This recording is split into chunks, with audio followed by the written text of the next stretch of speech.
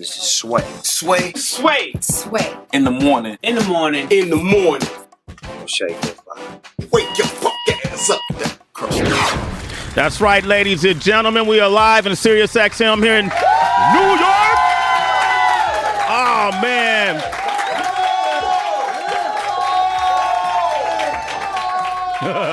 Man, we're here to celebrate a release of a brand new movie coming out January 15th. It's Along2. Heather, I'm really excited about this movie because I got a few friends that are actually starring in this movie that are going to come out here right now and greet this audience. Are you guys excited for the cast of Along2? All right. This is my partner in crime with Sway in the morning, Heather B. You can find us on Shade 45 Monday through Fridays, 8 a.m. to 12 noon Eastern. I am shamelessly plugging our show. Yes. Heather B. Say what's up, Heather B. Hey, y'all. Now, one of the reasons why I agreed to do this is because I do have two friends, but the other reason is because of this beautiful young co-star that's coming out. I just wanted to see her in the flesh. I wanted to see her in person. Olivia Munn. But let me explain something about her. She's been putting in work for years. I remember her on the Attack Show. I remember her on the Daily Show. Right. I remember her on Iron Man 2. I remember she starred opposite the one and only Johnny Depp. And now she's the one that's going to sell the tickets to the theaters for this movie. Give it up for Olivia Munn, ladies and gentlemen. Heather, I'm going to give her a hug. You talk to the crowd. I'm not jealous that you're giving her a hug. Olivia got those hot boots on. Olivia, I'm feeling you right now, too. You can hug me. All right. I got to get on this before I start showing. Hey, by Okay. the way, you don't remember me from Iron Man 2 because if you even reached down to eat your popcorn, you missed me. Like, Oh, well, and she's gone. but you know. Thank you for reading my IMDb page. No, actually, I went back and watched. I'm an Iron Man fan, and I know you're going to be doing the X-Men soon too, Yes. right? Correct? Yes. Okay, so I'm a comic book fan, and you are beautiful. And that's all I have to say. All right. Now, I had to kind of fight on who I was going to bring out next. So just so Kevin won't get upset, I did it according to who I've known the longest and who's made the most money on the box office so far cumulatively with their movies. But that's not to shortchange this short guy, Kevin Hart. Yo, this dude right here, man, I think if anybody wants to become an entrepreneur, anybody wants to become independent, anyone wants to become a visionary, definitely a comedian, but also an actor, wants to become a boss, an all-around great guy. Yeah. I understand he even got his own shoe by Nike as of recently, if I'm not mistaken. I'll let him talk about that, and he's the first of his kind to do it. His Heartbeat Productions, these guys, Kev put together his own tours, let me explain to what now, and Kev has easily generated, this is the base number, over $833 million cumulatively with the movies that he's done to date, and he's here with us right now. Please give a warm welcome to the one and only Kevin Hart.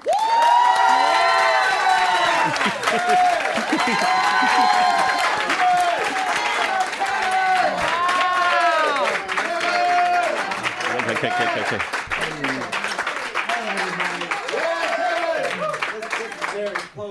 Yeah, that's really close, Kev. Yeah, nice. You got a Nike shoe? Look, Or did you just buy Nike? No, you know how you Liv. go on and design your own? That doesn't mean that they gave you a and Nike. it's not I have been like making a my own Nike stylish too. shoe, okay? I'm into health and physical fitness. I'm all about bettering myself and bettering others. You are. So Nike decided to make a cross trainer that fit my needs, and I can share with the world. Yes, I have a cross trainer coming out. It's all right. It's all right. It's nothing. It's no big deal. Is it boys or men's? It's unisex. Unisex? Yes, I thought you meant boy, you, like a boy you or boy. Yeah, like I'm one of the big- boys. Yeah, okay.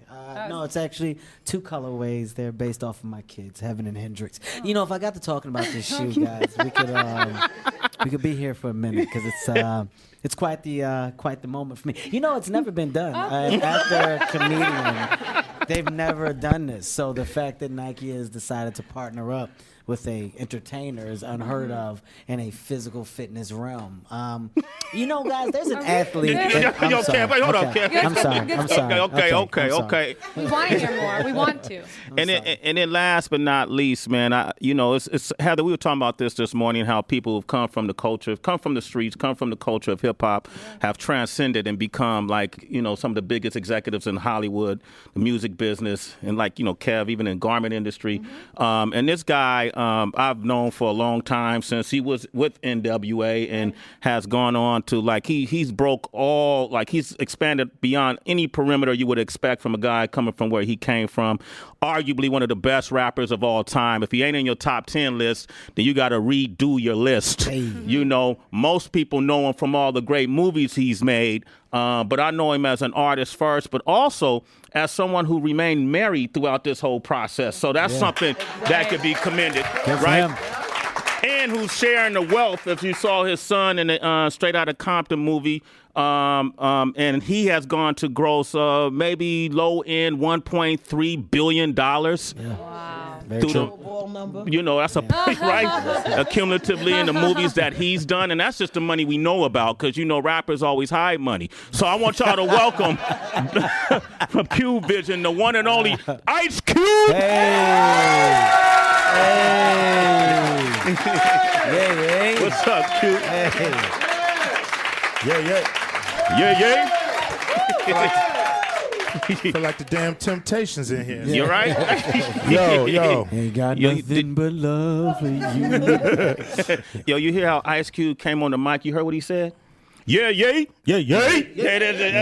like that. Kev, did you wait for him to say that when you were on the set of Ride Along 2? Well, it's funny because we both got similar sayings. Mine just no, we don't. Hey. So sometimes we bump heads because I'll say mine at the same time. Like, do it. No. No. Hey. See. Yeah, it's crazy. But, it's just a thing with us artists. It's not a thing with us at all. Hey. No, Kevin, that's whack. Hey. It's crazy. That's how we play. That's how y'all. That's how we play. Have y'all ever thought about collaborating in the studio or because Kev raps, that. No. Hold on. Come on, Sway. No. Look, man. No, Kev are raps. we doing a serious interview or not? Are we doing a serious interview? Because if we are, hey. If we are, that's why I'm asking. I don't know. We talked about studio time. No, we didn't. We had conversations. Kevin is just lying. We had some talks back in the day.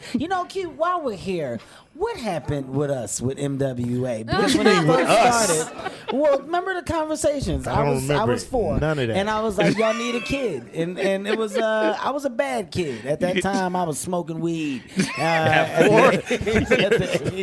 At the age 4. And I felt like they could have used me. And they didn't. So I grew up to be the bad motherfucker that I am today. Yeah. Watch your damn mouth. I can cuss on this. You can cuss on this. This is serious. You can cuss shit, fuck, bitch, shit. You can cuss on this. Olivia, you ever cuss in an interview? Have you ever done that? Yeah, I do it too much, but but now I'm with him. I'm just gonna try to let him do it all. Yeah. Yeah. I mean, why do you want me to cuss? No, don't. Okay. Don't do it, Liv. No, but I think it'll sound sexier. Hey. No, don't do it. Damn. You want to say? Okay. Cube, this, you guys had so much success with Ride Along 1, over $154 million, right? Mm-hmm. And you did it with not the same budget as you went into Ride Along 2, right? Ride Along 2, did you double the budget? How big? We went up a little bit.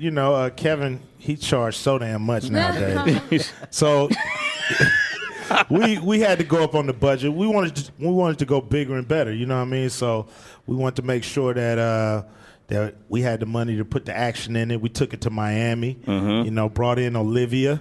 You know what I mean? And Ken Jeong, make it funny. Yeah. More action, more Asians. Yeah, more Asians. Funny. Ride Along 2. It's a slogan. Did you hear that little jab, though, Heather? Yo, did Cube just say we brought in Kim Jong to make it funny? Oh. Yeah, we brought it in to make it funny. That's a jab. What's that, a jab? That's what Cube does. This is a jab. He's still upset about this whole studio thing. I'm telling you, it pissed him off. No, man, look, Cube, he's right. I think the dope thing about going on the Ride Along 2 is that you're dealing with two guys that came to the table before the movie even started that said, look, if we're going to do this, we want to do it right. And it wasn't about Cube and myself, it was about the project. So when it says the added money going into the budget, it was money that we felt was necessary for us to surpass what we did with part one. And I think in Ride Along 2, we did that, man. But you got to credit this guy for putting his producer hat on, for literally saying, hey, Kev, you know, let's not make it about us. Let's make sure that our foundation is right. And we had that foundation. And after realizing that our script was where it was supposed to, the studio jumped on board, man, and we really hit the ground running. Right now, I think our movie shows that. So how is it when you brought up the script? Like, how do you keep the continuity? Was that important to keep the continuity about, you know, who Ben Barber is and James Payton, and you know, you were going to marry his sister in part one, and in part two it plays out, right? Well, you want our characters. You want the characters to progress. You know, you don't want to digress. You don't want to go backwards. But the dope thing that you were saying is, you don't want to revert back to the moments on part one too much. Not at all. So, you know, we wanted to recreate new moments. You give hints of what people may remember from part one, but you give them new memories. You give them new fine moments that they can go and grow with the characters. So I feel like James's story gets more interesting, as does mine. And that's why we added the ingredients of the Olivias, of the Kens, of the Benjamin Bretts, because it gave us a place to go within the arc of the story. That's what I love about, you know, when you see sequels, a lot of times they spend so much time rehashing what we already saw, and they don't treat the audience like they're smart enough. And that's, you know, what everyone did in Ride Along 2 is that they said the audience is smart enough. They know it's a comedy. You know, they know these characters, and as long as these characters continue that we love already, then let's just build a whole new movie. And it's like, so it stands alone. We have these characters that people love, but the movie stands alone. You play a pretty tough character, right?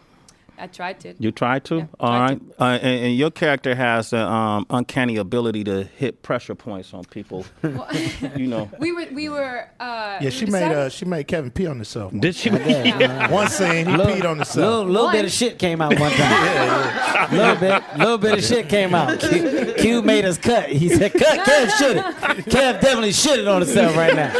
I had some white linen pants on, and was no hiding what was going on. We were doing that and trying to, like, what would be a place that would, like, take a man down. And Cube actually was standing there. He's like, man, there's this place, like, kind of like back in here. And then I remember I looked it up online, like, oh yeah, there's a kidney point. So it's like right in. And Cube actually kind of directed me on that. He's like, no, it's like right in here, like this. And I just kind of followed his lead.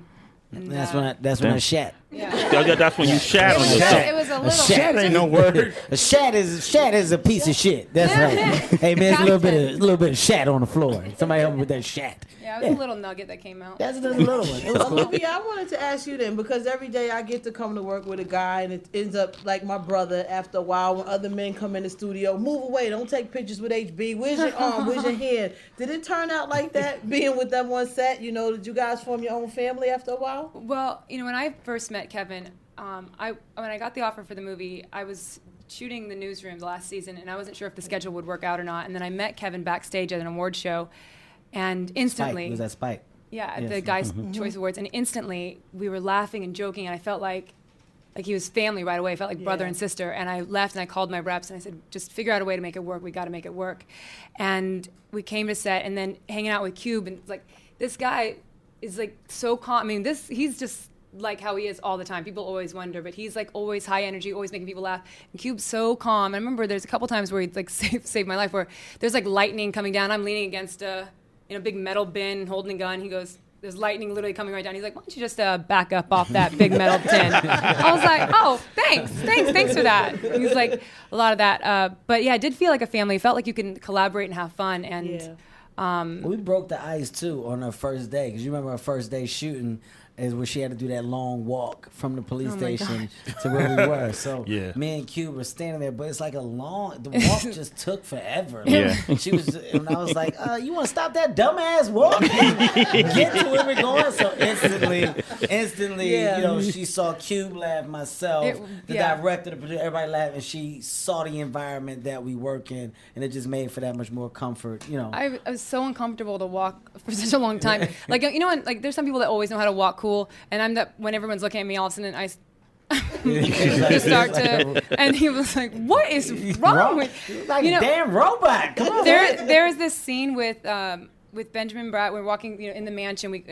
And I have to walk through, and I remember do this big sexy walk all the way through, and that makes me uncomfortable. And so we do this walk down the stairs and walk through, and then we cut, and the director's like, Timmy's so nice, but he's like, I don't really could you just try it again? I was like, okay. So I start and action. And I'm like, coming through, being sexy, and just like, literally looking just like lumbering through, and then cut. And then Tim's so nice, he doesn't know how to say. He's like, you just more like, just like do it again, but like a lady. And I was like, oh damn, right? And I was like. But he didn't want to say like be sexy because he didn't want to be. So I tried again, and finally I walked in like, "How was that?" And Benjamin goes, "1 second," because I'm seeing it I'm seeing it with my eyes, but he goes back to the camera and goes, "Yeah, it looks the same. No, it looks horrible. Like it just looks very manly." And I was like, "Oh, sorry." He goes, well, "Think of somebody." He's like, "Think of like Sofia Vergara. What would Sofia Vergara do when she walked in?"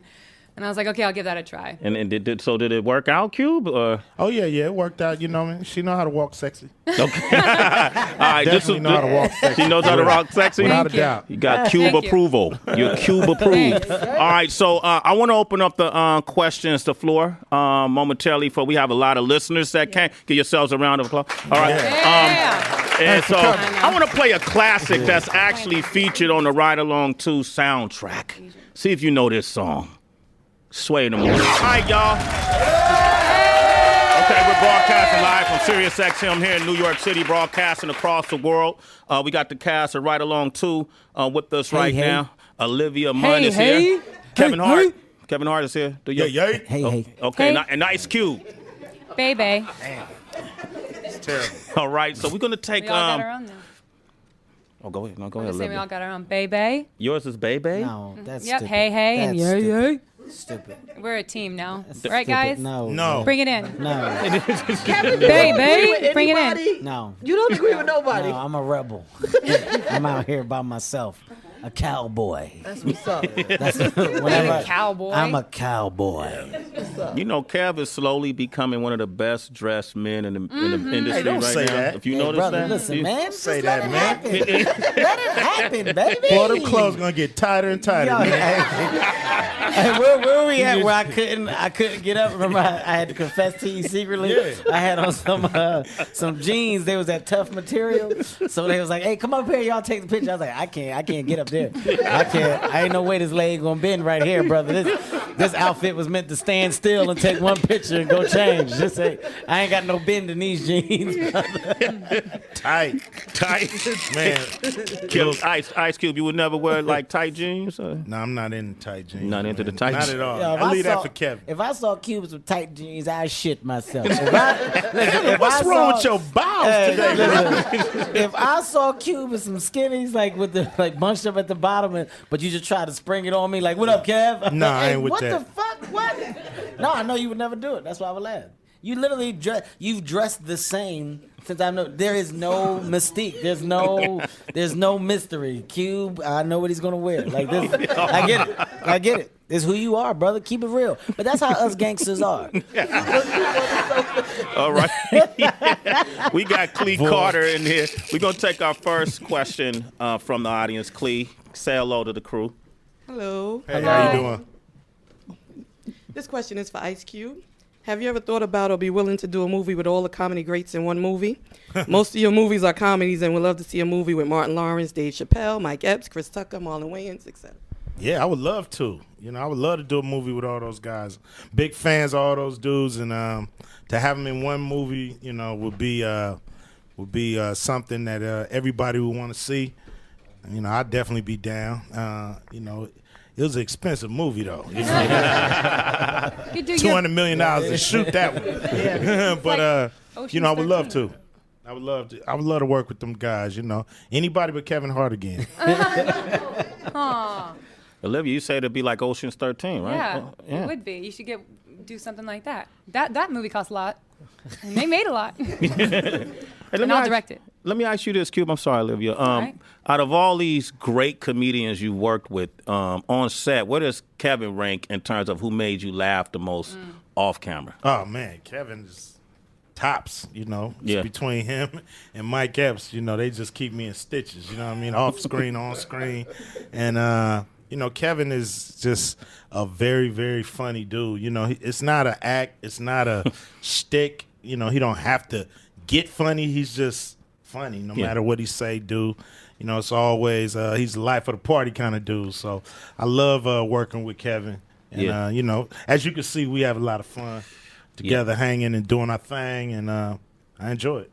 Kev's very present because we were in the green room before the interview, and I was really excited to see them and really meet Olivia formally, mostly about Olivia. And, yo, Kev sitting right next to the legendary Brooke Shields, right? Crazy. And I'm like, yo, Kev, what up? You know, I give a pal, me and Ice Cube hug up. And somebody said, can y'all take a picture? And I'm trying to move Brooke out the way. I said, no. Let Brooke should be in the middle, Sway. Let Brooke be in the middle. He said, oh, yeah, cool. And she got up and said, Sway, you do know that was Brooke Shields.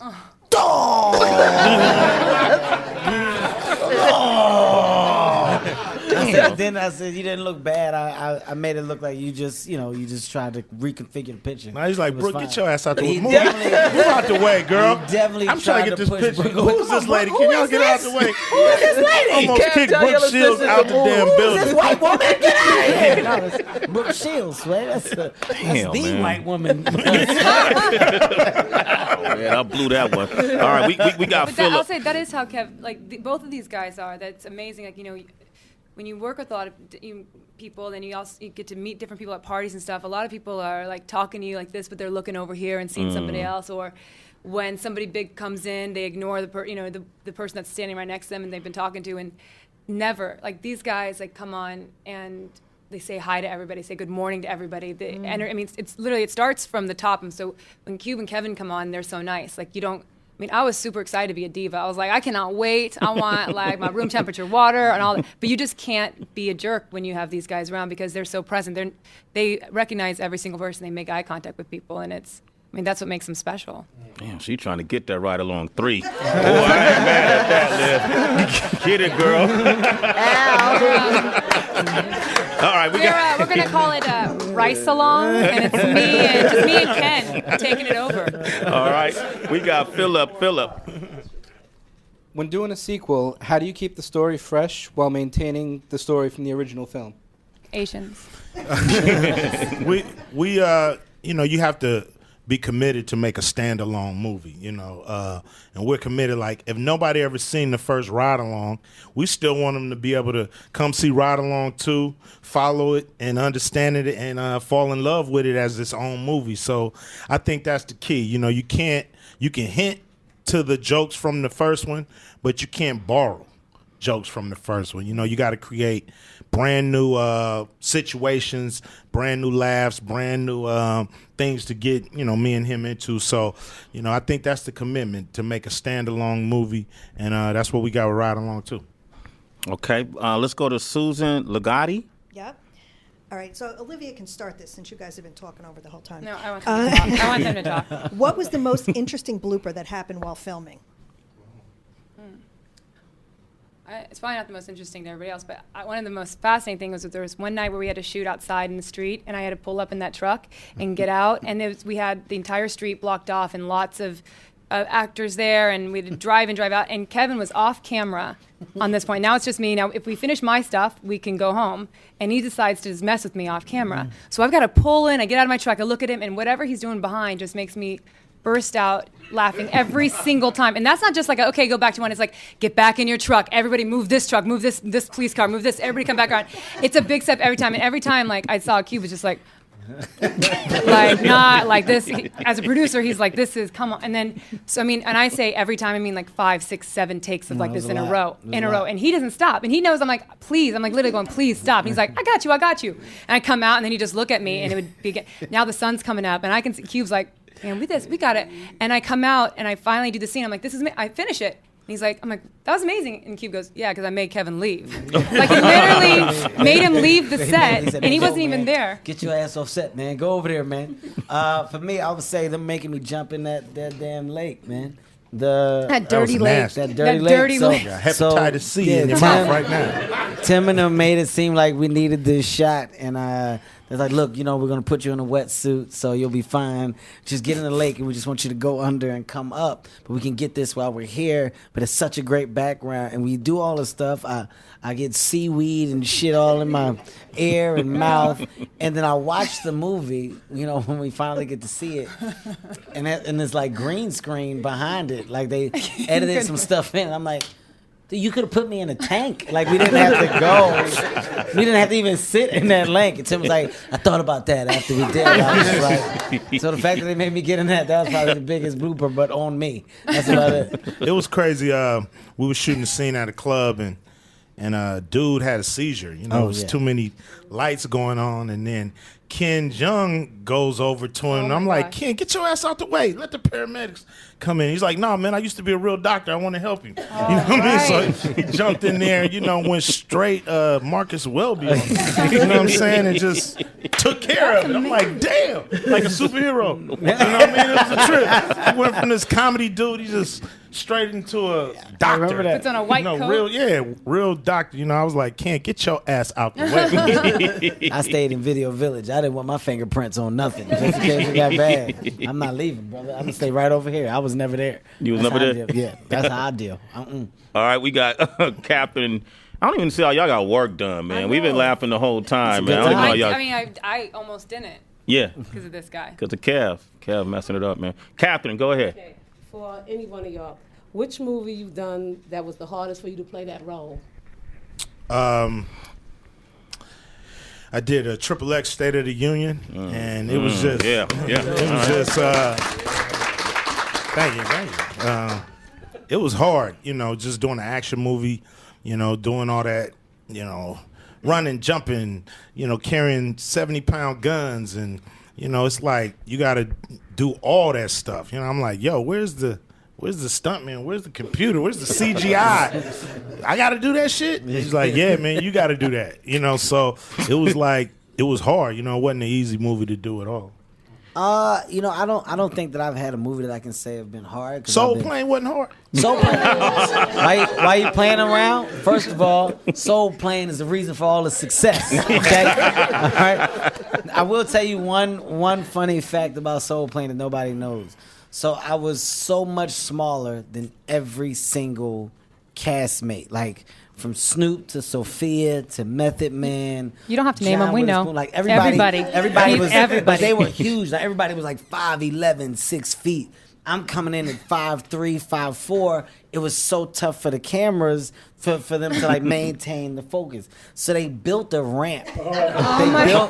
They built a ramp. So on every scene, it looks like I'm still walking straight, but I actually get taller. So by the time I hit the mark, I'm like right here in Snoop's face. Like, you're not gonna do that, man. And then like they would cut and then remove the ramp so my walk away could look like it was straight. But I had to walk up a ramp in 70% of Soul Plane. So for that, I'll say Soul Plane was the toughest movie because they gave me a fucking ramp. Yeah. Did you ever lose out on movies because you like they want you, but just the height thing was going to be an issue? No, that's never happened. I've passed on great opportunities because of stupid reasons, and then the movies that ended up being amazing. Tropic Thunder. You remember Brandon T. Jackson's part of Tropic Thunder? Oh, yeah. Well, there was one scene in Tropic Thunder when I read the script. I was like, oh, man, there's no way in hell that I'm going to do that. No. So my manager was like, yo, you should go out, man. They just want you to read for No, this type of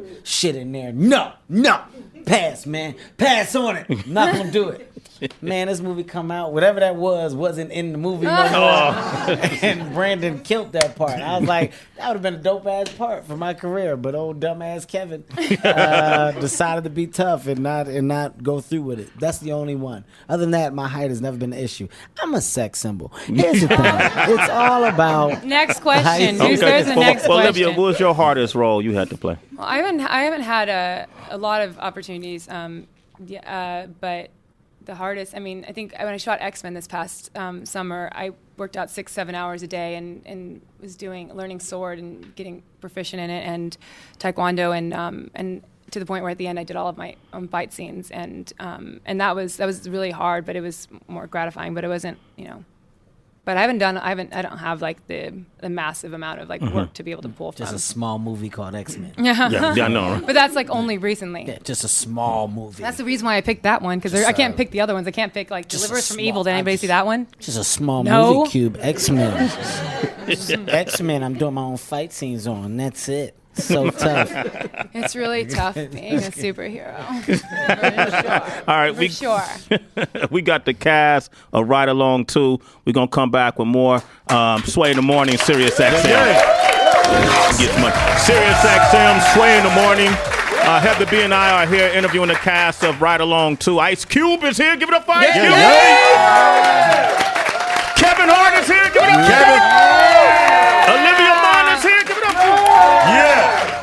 Yo, when we was just playing that song, man, I'm sitting there thinking, Cube and I known each other long enough where I don't really have to spaz out much, but I'll be secretly spazzing out still when I'm sitting there. You do that, Kev? Like I literally just told him, I said, your respect level goes up when you sit next to an individual and they just start to play your body of work. Yeah. I said, you don't realize, I forget how many hits this man has. I forget how much he's done in the music industry. So, just playing that song, you go, yo, this is one of the biggest songs of all time. It's a legendary song. So you look at him, I just laugh. I literally just laugh because at times it's just all you can do is just laugh. It's nothing else because some moments are so surreal. Cube is inducted into the Rock and Roll Hall of Fame. Which is it's an amazing thing. I'm gonna tell you how selfish I am. I somehow flipped that moment into a moment for me because I was with him when he got the news and he was like, yo, I just got inducted to the Hall of Fame. I took it as when I'm old, I'm going to tell my kids, let me tell you something about when Cube got inducted to the Hall of Fame. I'm one of the first people he told. I was with him. We was actually on a promo tour. Somehow it goes back to me, but that's why I laugh. Like, I'm low-key a part of these dope moments, and I've been around, and all I can do is just say I have amazing stories to tell my kids when they get to a certain age they can understand because it's history and you're sitting next to history right now. So I applaud this guy and respect him at the highest level at all times, man. That's why I love Kevin, man. Kevin, he always, beyond the jokes and everything, he always sincere dude who is very observant at your boy Ice Cube. Yeah. That's very true. Very true, though. No, it's all love, and to be working with a dude like this, who's so professional and always funny and always has material. Yeah. It's just like it's easy for me. It's like it's easy to come to work. And I've worked with some comedians, man.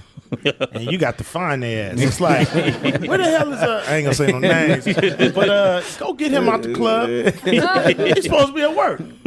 So never with Kevin. Kevin's always on time, always ready to go, always funny, always professional. You know what I mean? And always a good dude. So that's why we could do 9 ride-alongs, and I'm going to still come back and want to work with Kevin. That's what's up. That's for job security, boy. Job security. I'll say that comes from, they really love putting out a product that people want. It's not about them. It's like, that's when you see people that get really hyped up on their own thing and they want this and that, and they want to show up when they show up and they're not ready, they don't want to collaborate, but it's because they don't really care at the end of the day. They want the audience to love them, but they don't think that they have that much to do with the final product. But that's why, like, when they're there, like, Cube is focused and he's helping to produce, and so is Kevin. He's funny, but then when you're like, okay, let's figure it out, work it out, that's just because they really they care about what they're doing, so they want the audience to, like, they don't want to give you guys something bad to watch, so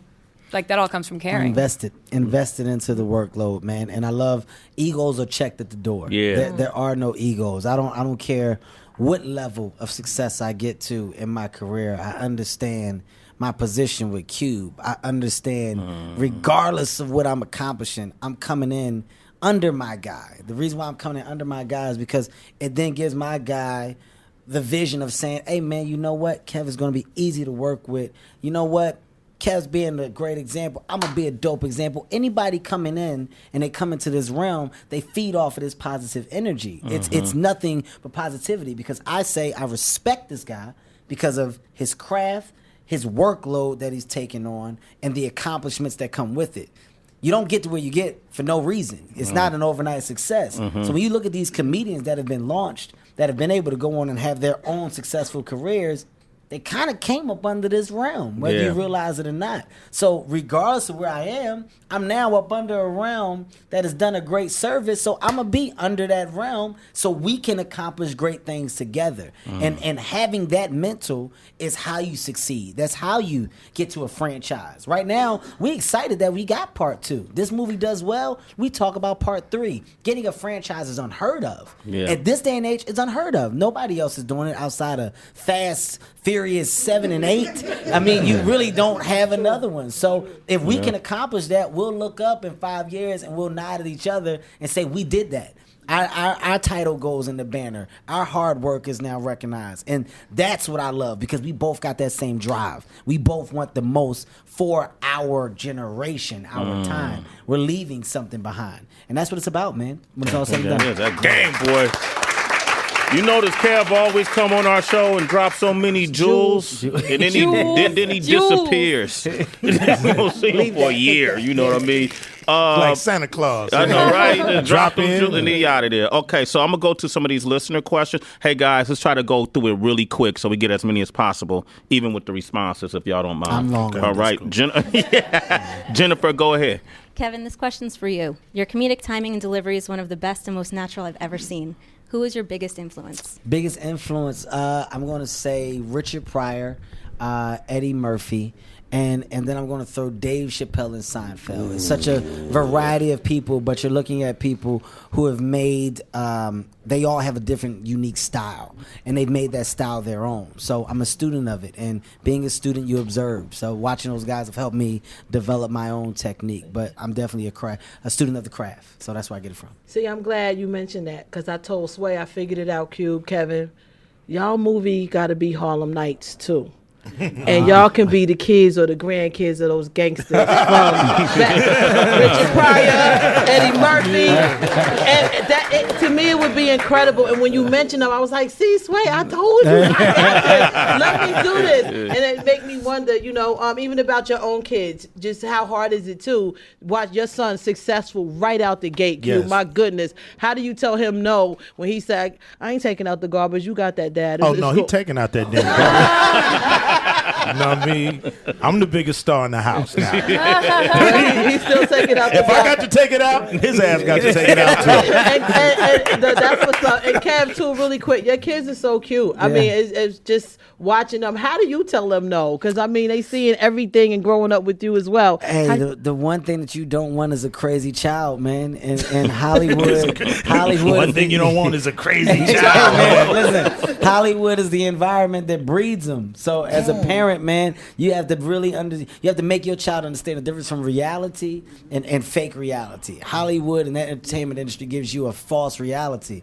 In my household, where my kids are, it's a foundation that's built on hard work and return. You work hard, you get what you need. We don't just go out and go willy-nilly because of our position. We're blessed. And you make sure you talk to your kids and they understand that. Thanksgiving, we at a shelter. We giving out food. Christmas, we at the toy hub, and we're taking toys to underprivileged kids or families that are in need. Before we do anything, we help because we're blessed. So when it's in their mental at that young age, as they grow up with the same heart that I have. That's what's important to me. So as a parent, that's my job. Jules. And he's gonna leave. He's gonna leave soon. Ruby for you. He must be wrapping up soon. All right, Alvin, go ahead, man.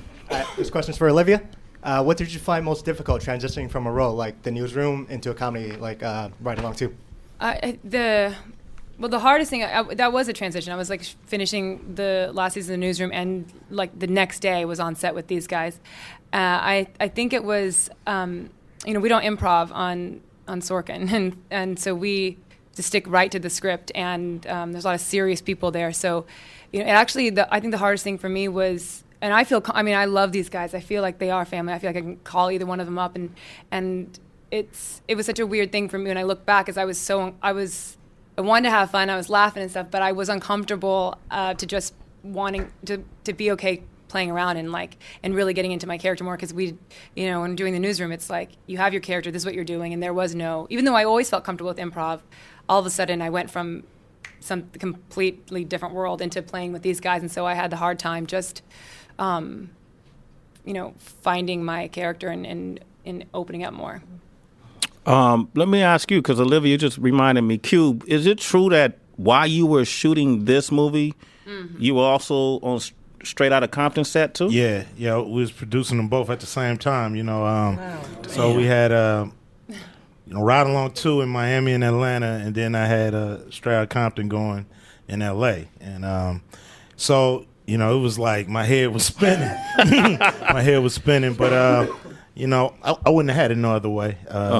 Nobody, I'm not complaining, me being, a black producer, having 2 movies going on 2 different coasts, I can't complain. I just had to get busy, get to work. We would literally say cut, and Q his- would have his iPad with the dailies from Straight Outta Compton, and he would be going through them, and then say, all right, guys, you ready? He would pause it, go back, do the scene, come back, look at his iPad, taking notes. This one's dope. This one's dope. On the phone, doing everything. But it takes a machine to manage that, man. And he did. He never lost focus. We never felt the butt of it. I never felt like he wasn't present or wasn't doing his job at hand. I think that's a dope thing, to do both and then have both become successful is a better. So hard work pays off. He put that work in on both of them. Absolutely. Did Straight Outta Compton get the Oscar now? Yeah. No? We'll know in the morning. We'll know in the morning. And they We'll should. know in the morning. And they should. Straight Outta already Compton get an did. Oscar, right?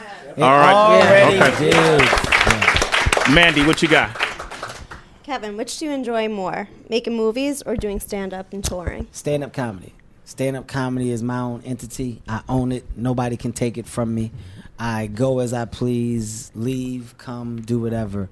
And that's an audience that I built myself. So And he's taken, I didn't think nobody could take comedy higher than Eddie Murphy on the stand-up tip. And, this man just played Lincoln? Link Financial. Yeah, which is the Philadelphia Eagles stadium, what I mean, on his last tour. So, he's taking comedy You to did a stadiums.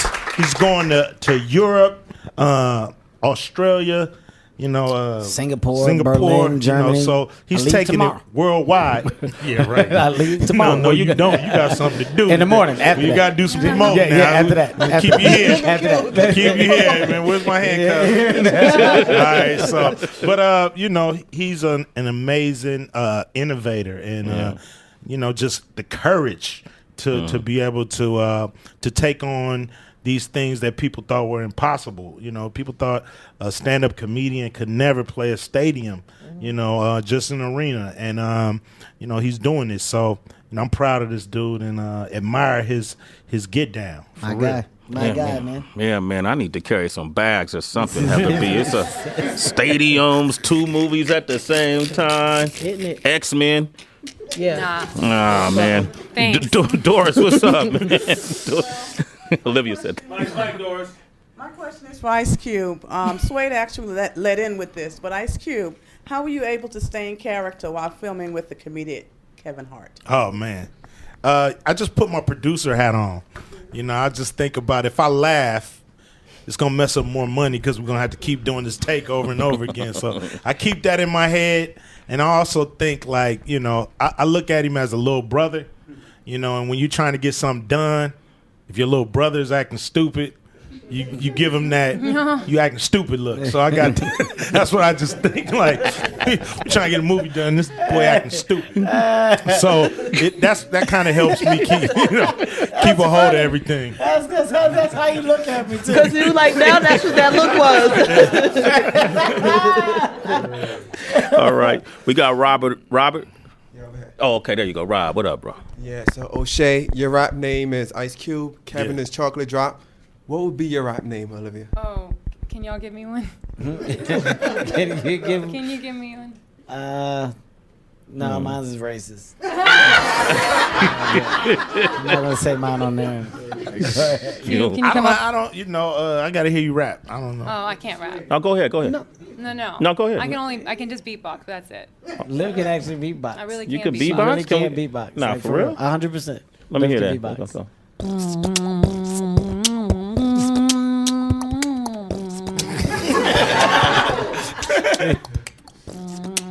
Yo, Kev, throw a verse on that. Throw the chocolate. Yeah. Real quick. Yeah. Yo. NWA pass, not first but last. Got me mad, I'ma bust his ass. Yeah, that's it. That was dope. We won. How funny is that though? Like the last thing that you think Liv could do is beatbox. Yo, that threw and me so off. Full-fledged. It's like an Eric B. and Rakim beat, you know? Like, She was serious with it too. She was dead ass Serious serious locked with it. in, like the last thing that you thought. She's my beatboxer. All right, man. Hey, I had a lot of black friends growing up. got a lot of black friends? Guy friends? Yeah. Hey. Hey. Baby. Okay. All right, who else didn't get a okay, go ahead. Hi. Hey. Say your My name. question actually has been. What's your name? Michelle. Michelle, go ahead. Yes. Hi. My question has been actually touched upon twice already in this segment. Do you think there's a Ride Along 3 will be possible? Oh yeah, you know, it really depends on how people respond to Ride Along 2. And you know, we just want to, you know what I mean, what's up, Howard? Man, Howard Stern walked by. How you doing? Yeah, so, you know, it depends on the box office, you know. That's what we in it. We got to make sure that Universal make their money back, you know what I mean? Then maybe they're ready to pay Kevin big check. You know, Kevin, he charge a lot in this movie. So we got to make a lot to be able to do a third one. But it feels good. It feels like it's definitely in the atmosphere and people ready to go. As soon as we see what we doing this weekend, we probably be on the phone that Monday, hopefully talking about, There you go. should we do it again? Is it time? And thinking of the story. At the end of the day, man, you got a movie that's for everybody, okay? Mm-hmm. And you're looking at two guys whose goal is to become an international success. And right now, we didn't want to make movies for one specific culture. We wanted a multicultural platform. Universal gave us that. And that when you guys go support it, you give us the opportunity to continue to show people that movies should be seen as movies and not segregated or basically put in a box for one specific group of people. We feel like everybody loves comedy. At the end of the day, we put action in our comedy. We raise the stakes. It's bigger and better. Go see Ride Along 2. Then let's discuss Ride Along 3 next week. That's how we see There it is, man. Give them a round of applause. The cast of Ride Along 2, Olivia Munn, Kevin Hart, and the one and only Ice Cube. Yeah. This is Sway in the morning, and you can reach me at Real Sway. You better pimp this out, Heather, while we got him here. Real Sway. How can I reach you? Oh, I'm sorry. Hit me up at the happy hour, WHB, on Instagram and Twitter. And for my food and drink recipes, go to thehappyhourwithheatherb.com. Hey. All right, man. Nice. And where do I go get a plate? I got you, Q. Okay, You going to cool. Singapore? No, Kevin is leaving. Yeah. I got you, Q. All right, cool. yeah. Okay, guys, thanks for coming I saw her by. breaking Sway off with Tupperware one day. Open the thing up. Hey, this is why I told you I made that tasting. I need that damn Tupperware back. You need that Tupperware back? Hey, man, back. Sway, it's always a pleasure, man. You show nothing but love. I love y'all. I love you. Thank you. Thank you, guys. Thank you, Kev. Both of you. Kev, come back and drop some jewels on us real soon, okay? Hey, brother, bloop, bloop, bloop, bloop, bloop, bloop. Okay, that's all it is, Like man. when I'm dropping them. Okay, Right Along 2. Y'all give them a round of applause, man. Sway in the morning. It's Sway in the morning. Only On Shade 45.